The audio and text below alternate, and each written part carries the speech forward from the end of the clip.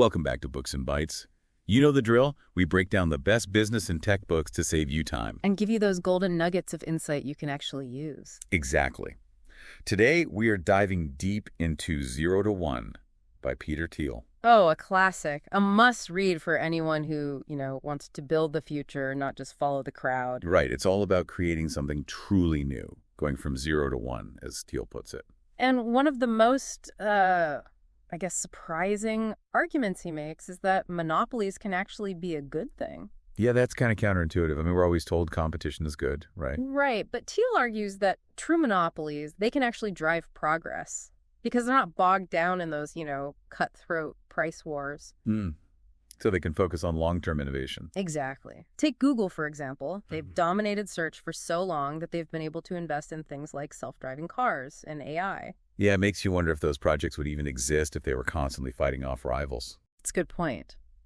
Now, Thiel outlines 4 key characteristics of successful monopolies.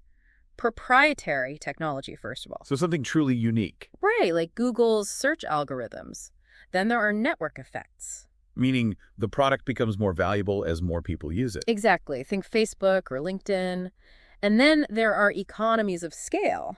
So as the company grows, it becomes more efficient. Like Amazon's logistics network. And finally, a strong brand. Yeah, that makes sense. If you have most of these, you could be on your way to building a powerful monopoly. Potentially, but remember, it's not about being ruthless. Right, it's about building something truly valuable that solves a real problem. And doing it in a way that no one else can. So what about the idea of the first mover advantage? Isn't it all about being first to market? That's a myth that Thiel debunks. He actually believes in the last mover advantage. Wait, really? Think about it. The first mover often introduces a new product or service. But they don't always get it right, do they? Exactly. It's often the last mover who comes in, perfects things, and ultimately wins the market. Interesting. So it's not about being first. It's about being the best. That's the key. Now, one of the most fascinating concepts in the book is Thiel's idea of secrets. Secrets? What do you mean by that? He believes that groundbreaking companies are built on uncovering hidden truths that most people overlook. Like finding those hidden gems, those overlooked opportunities. Exactly. He encourages entrepreneurs to ask themselves some tough questions. What important truth do very few people agree with you on? What do people think is impossible that might actually be possible? It's like finding a hidden doorway to a whole new world of possibilities. And SpaceX is a perfect example of that. Yeah, most people thought private space travel was impossible, but Elon Musk saw that hidden opportunity. And he dared to pursue it. What's remarkable is they didn't just improve existing rocket technology. They completely reinvented it. They found a secret that everyone else had missed. And speaking of Elon Musk, Thiel also emphasizes the importance of building the right team. So it's not just about having a great idea, it's about having the right people to execute it. Absolutely. He believes the best startups are mission-driven, not just profit-driven. So it's about finding people who are passionate about the company's vision, not just their paychecks. Precisely. And the early PayPal team is a great example. Thiel himself, Elon Musk, Reid Hoffman. Wow, that's quite a lineup. They were all driven by the mission of creating a new financial system, and that shared passion fueled their success. And clearly it had a lasting impact, given what those guys have gone on to achieve. For sure. Building the right team, that's where it all starts. It's amazing how Thiel can connect these seemingly disparate ideas into a coherent vision. So how do you actually put these ideas into practice? Where do you even begin? Well, Thiel suggests starting small, focusing on a specific niche you can dominate. Kind of like Amazon starting with just books. Exactly. It's about being the best at one thing, having a unique value proposition, rather than trying to be everything to everyone right away. Yeah, you need that solid foundation to build on. So you've got your product, you've nailed your niche, but then you've got to get it out there, right? Absolutely. Distribution and sales are crucial. Even the most brilliant idea is worthless if no one knows about it. So you need a solid plan to reach your target audience. Exactly. Think creative marketing, partnerships, building a sales team that really understands your vision. It's like building a rocket. You need the fuel to get it off the ground. But what about the people inside the rocket? How do you build a company culture that can handle this kind of, groundbreaking innovation?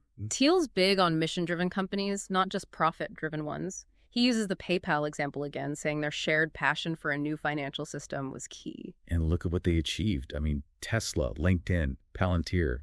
It's pretty remarkable. It shows the power of a shared vision, a real sense of purpose. And speaking of remarkable, Thiel also talks about the power law of venture capital. Which basically says that a few investments generate the majority of returns. Right. So instead of spreading your bets thin, focus on one powerful, scalable idea. Don't be afraid to go all in. That takes courage. So going back to the book's title, 0 to 1, what's the big takeaway here? What's that aha moment for our listeners? I think it's a call to action to create something truly new. Go from 0 to 1. Challenge conventional wisdom. Build something that matters. It's about finding those secrets, those hidden opportunities, and having the passion to pursue them. And the team to make it happen. Now, Thiel also talks about this idea of definite optimism versus indefinite optimism. What's the distinction there? Definite optimism is about actively shaping the future, having a plan and working towards it with real conviction. So it's not just hoping things will get better. Exactly. Indefinite optimism is passive. Definite optimism is about taking control, building the future you want to see. It's a proactive approach, not a reactive one. So 0 to 1 is full of these big ideas, practical advice, and it really makes you think.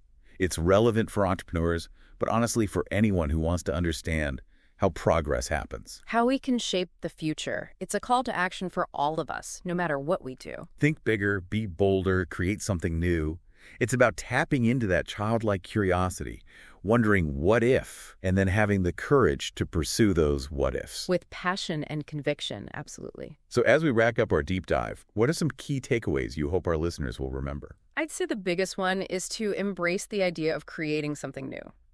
Don't be afraid to challenge those traditional ways of thinking. And go after those ambitious ideas, the ones that others might think are impossible. And build a strong team. Foster a mission-driven culture. Focus on that one powerful idea. The one that could change the world. Those are all crucial elements. So for those who want to delve deeper into Thiel's strategies, it's really been a thought-provoking journey exploring 0 to 1 with you. It's a book that it really gets you thinking, and it's not just like abstract ideas. Right, it gives you actionable stuff, frameworks you can actually use. Yeah, and it reminds us that progress doesn't just happen. It takes people who are willing to, challenge the status quo. To think differently, to create something truly new. That's the key. Don't be afraid to be a contrarian, to question things, Don't just accept the way things are. Exactly. And don't be afraid to go after those big ideas, the ones that other people might say are impossible. Because as Thiel says, the most valuable companies, they're the ones that dared to do something different. To go from 0 to 1. And who knows, maybe the next groundbreaking idea will come from one of our listeners. It could. So if you're ready to challenge the status quo, to think differently, to build the future you want to see, dive into 0 to 1. Get your copy from the link in the description and subscribe to Books and Bites for more insightful summaries.